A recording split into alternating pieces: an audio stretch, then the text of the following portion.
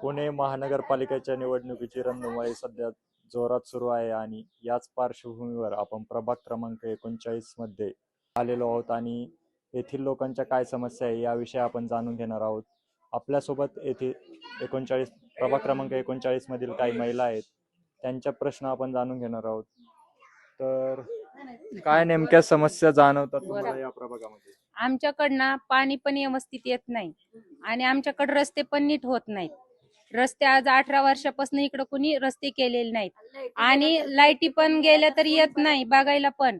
आणि पूर्ण आमचं इथनं पाऊस येतो सगळं वाहून जातं, त्याच्याकडे पण कोणी येत नाही बघायला आणि कोणी बोलत पण नाहीये आणि म्हणत पण नाहीये येऊन की काय वाहून गेलंय, काय त्रास झालाय, काय नाही, हे बघायला पण कोणी येत नाहीये आमच्या इकडं. पूर्वीचे नगरसेवक 5 वर्षात आलेच नाही का इकडे? हा, कोणीच आलं नाहीये आणि बघितलं पण नाही इकडल्या एरियामध्ये येऊन.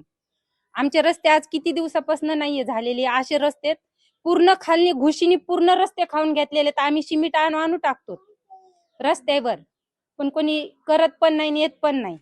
तुम्ही तक्रार केल्या होत्या का?